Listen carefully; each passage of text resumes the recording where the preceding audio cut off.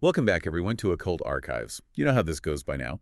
We dig into the mysteries, the myths and legends behind history's most feared books, so to speak. Right. And today we're doing episode 146, Through the Crystal, Sepharial's Guide to Inner Sight. This one's a little different, though.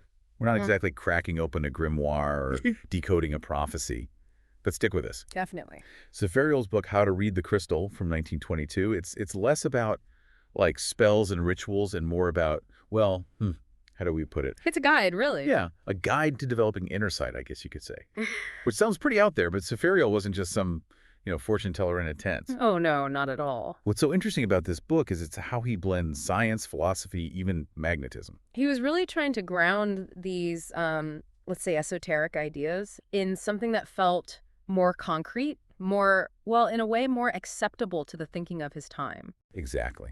So today we're going to try and understand exactly what Sepharial thought this inner sight was all about. Like who could do it, what they had to do to prepare, and what they would actually see in the crystal. And of course, the big question, what did it all mean? Right. The interpretation. So let's dive right into it with Sepharial's apostolate, the first chapter.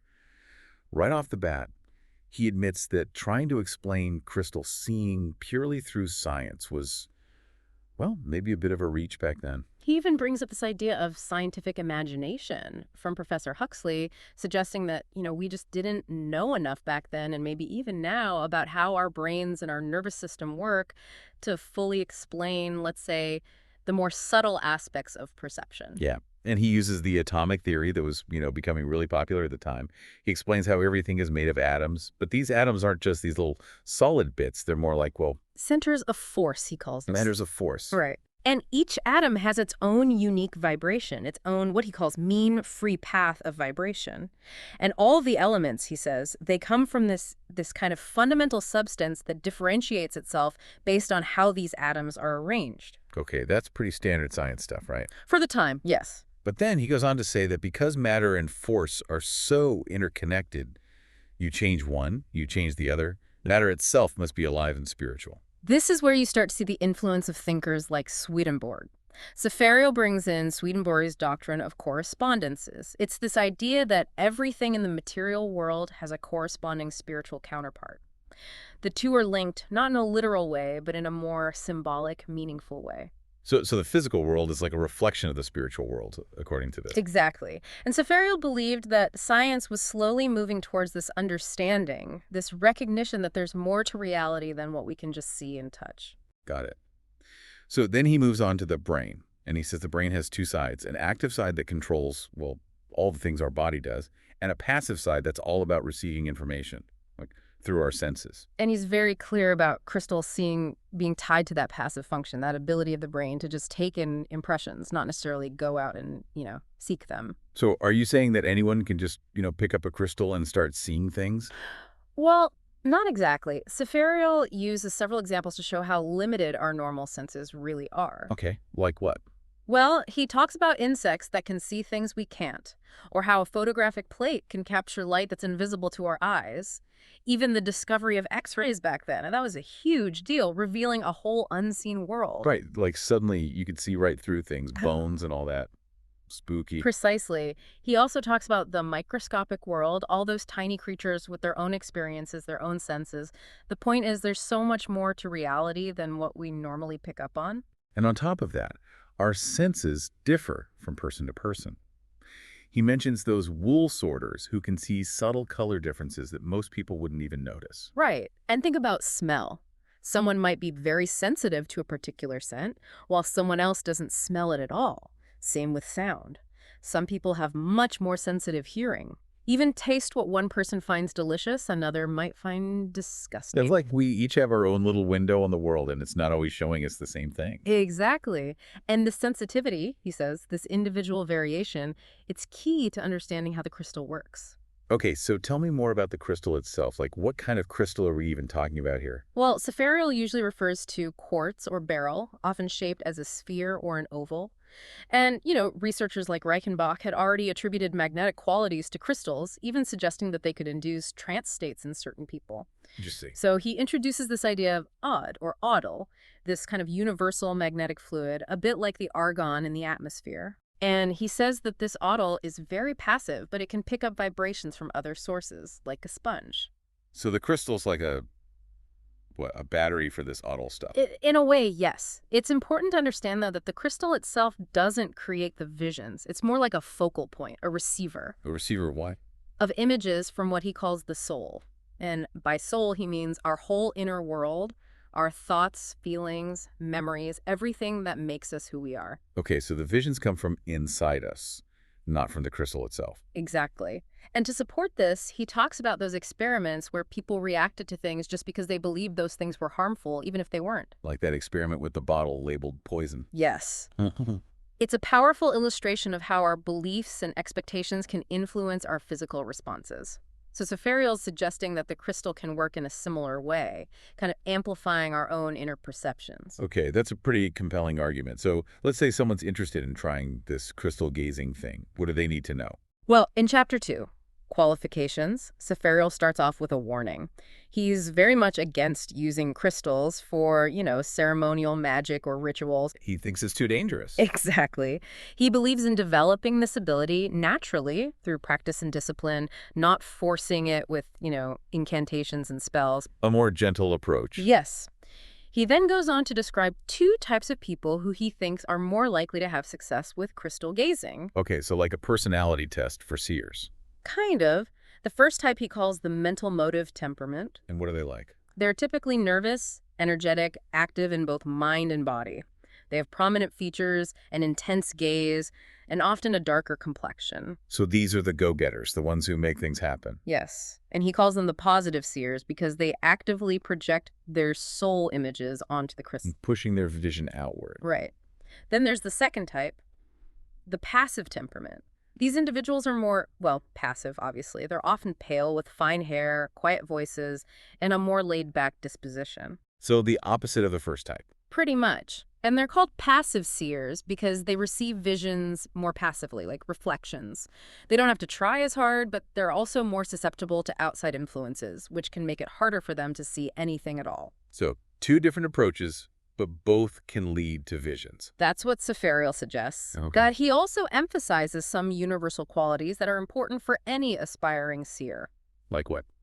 Well, first and foremost, self-control. You need to be able to quiet your mind, to control your thoughts and emotions. So no freaking out when you see something in the crystal. Exactly. You also need to be completely honest with yourself and have a pure intention. If you're trying to use the crystal for selfish reasons, it's not going to work. Makes sense. You're basically trying to connect with a deeper part of yourself. Right. Right? So you have to be, in the right headspace. Exactly. He even says that if you try your best and you're still not getting anywhere, it might just mean that crystal gazing isn't for you. So you should just try something else. Yeah. Don't force it. Good advice. So let's say someone's passed the personality test and they're ready to give this a go. What's next? Chapter 3 is all about preliminaries. First things first, you need a good crystal. Sepharial recommends quartz or beryl, and it should be as clear and flawless as possible. Okay, so no cracks or bubbles inside. Exactly.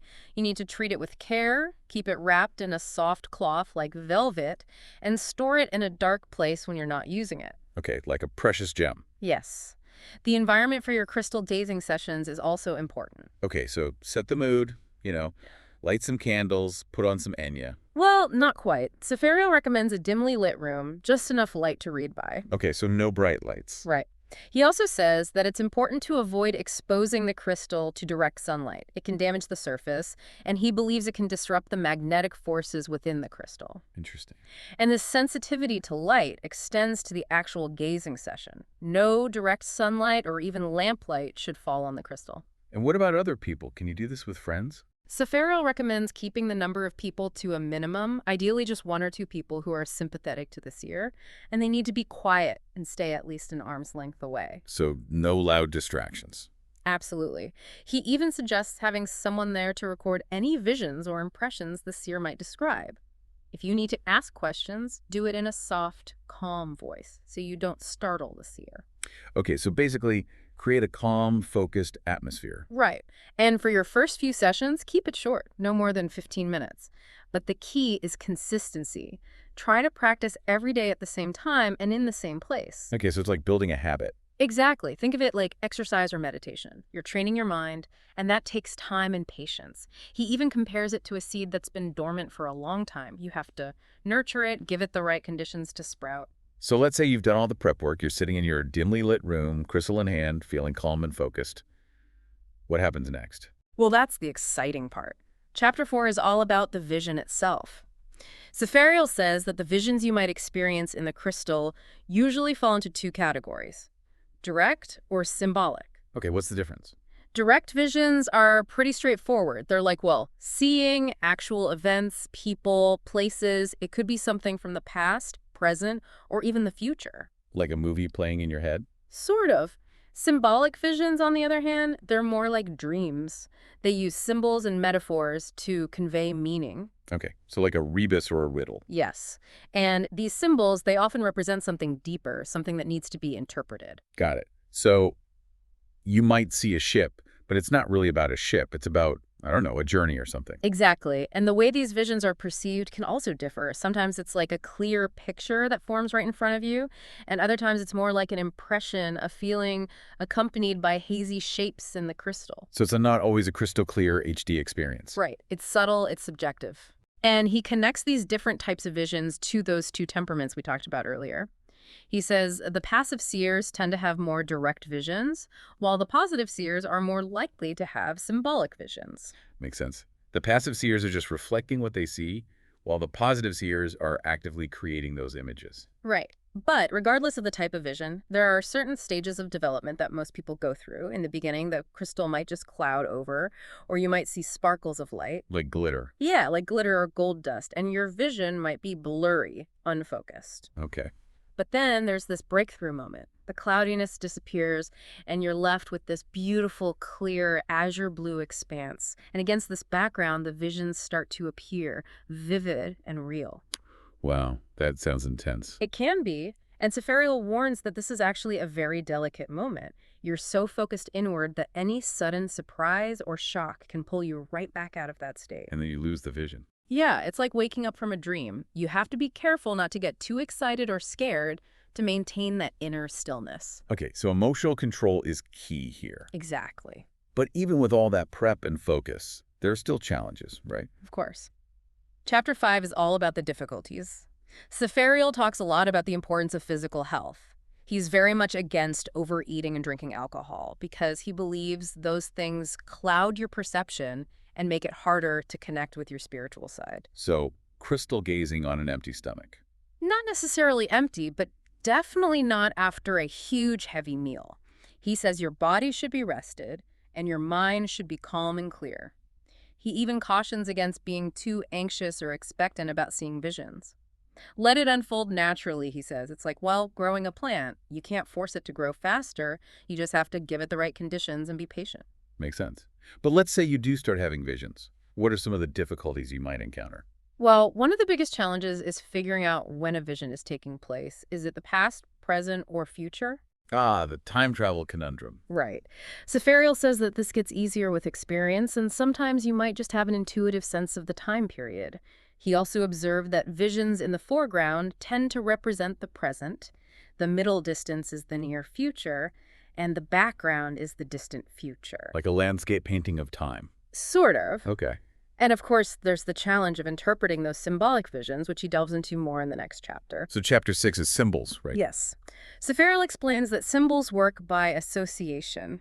They connect an image to an idea, and these associations are based on universal laws of thought and the relationship between the physical and spiritual worlds. So it's not like a secret code book where every symbol has a fixed meaning. Right. There's a logic to it, but it's also very personal and intuitive.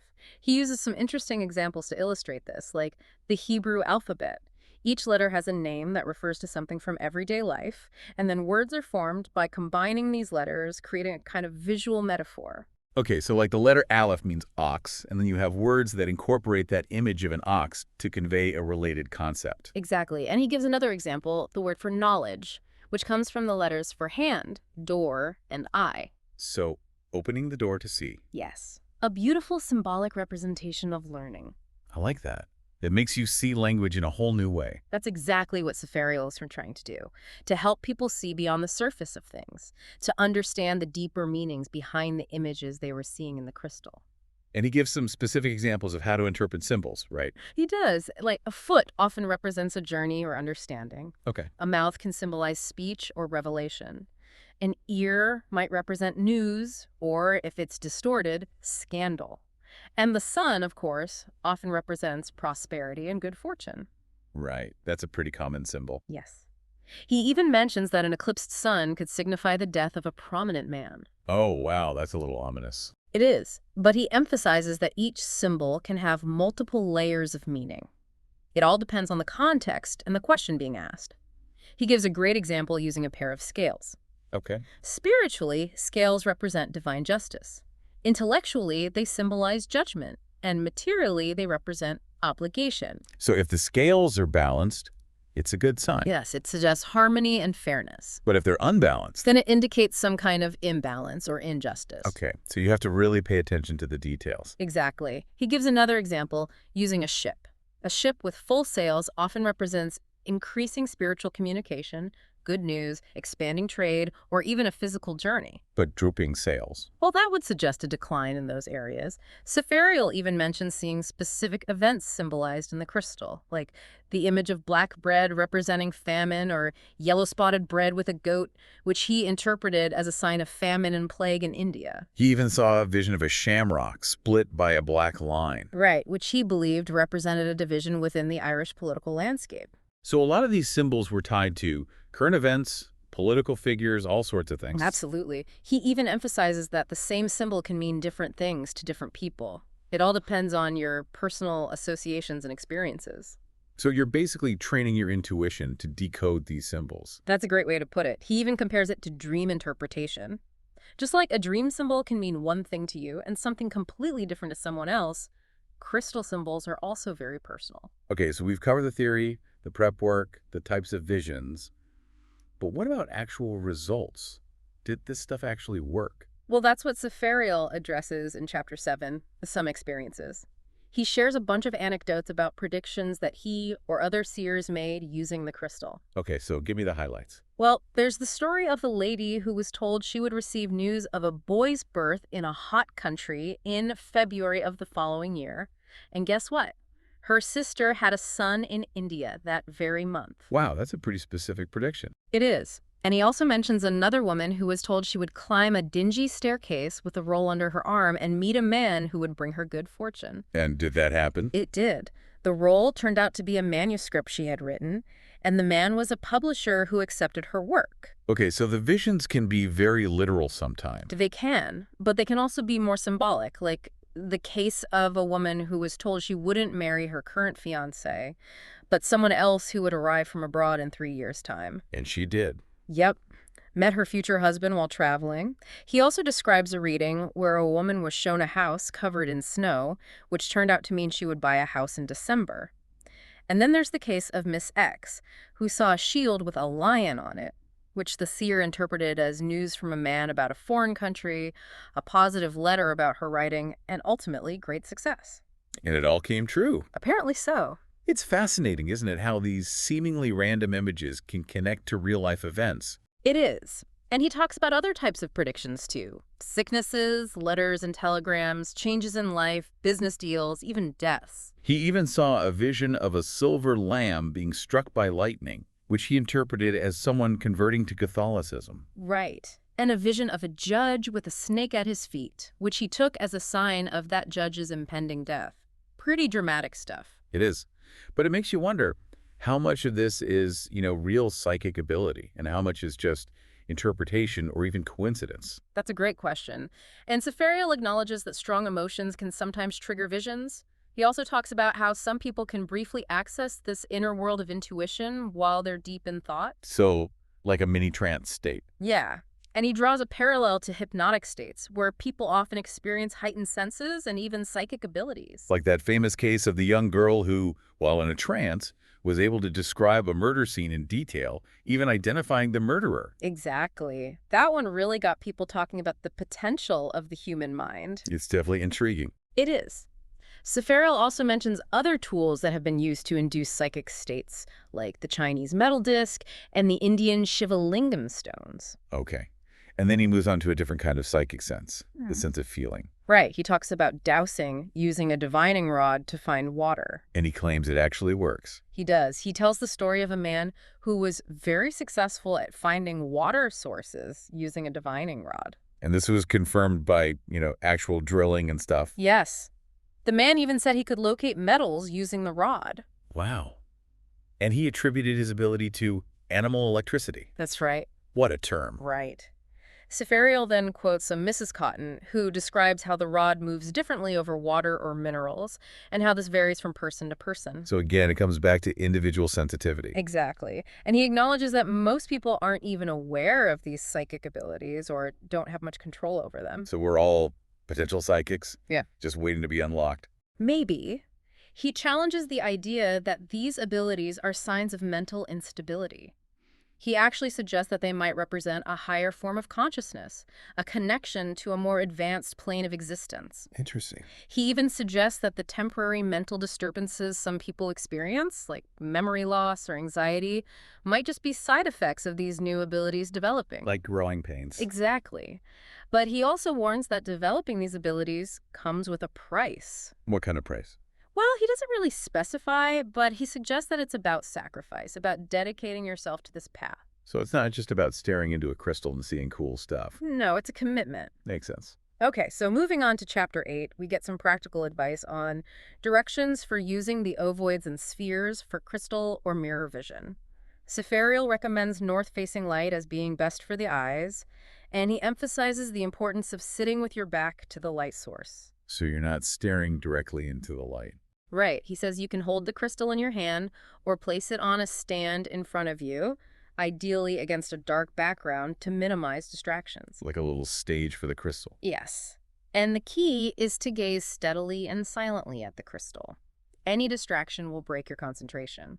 Okay. He acknowledges that some people are naturally more gifted at this than others, but he believes that anyone can develop the ability with practice. So don't get discouraged if you don't see anything right away. Exactly. He even provides some guidance on what to look for. He says the crystal will first stop reflecting light, then become milky or cloudy, sometimes with flashes of color, and then that cloudiness will recede, revealing the visions. Okay, so it's a gradual process. It is. And he mentions that recalling past memories is a big part of this. He even plugs this instruction book by Raphael that was supposedly based on ancient astrological texts. So he's recommending another book here. He is. He also specifically recommends Magi spheres as the best crystals to use. And he even provides prices for different sizes and sets of crystals? Yep. He's really trying to make this accessible to everyone. That's great. And he explicitly states that you don't need to know anything about astrology to use the crystal. Right. He wants to make that clear. Okay. And then finally, in Chapter 9, he provides a concise dictionary of astrological terms, just in case you come across any of these terms in your exploration of crystal gazing. So he throws in a little bonus astrology lesson. Exactly. Well, there you have it. Sepharial's Guide to Crystal Gazing. A fascinating blend of science, mysticism, and personal experience. It's definitely not your typical book of magic. It really makes you think about the potential of the human mind and the nature of perception. It does. He makes a compelling argument for the existence of a deeper reality beyond what our senses normally perceive. And he provides some practical tools for anyone who wants to explore that reality for themselves. He really does. So what do you think? Are we all potential seers just waiting to unlock our inner vision? It's certainly a fascinating possibility, and maybe all you need is a clear crystal and a quiet mind to find out. Thanks for listening, everyone. Until next time, keep exploring those dusty old books and keep an open mind. You never know what mysteries you might uncover.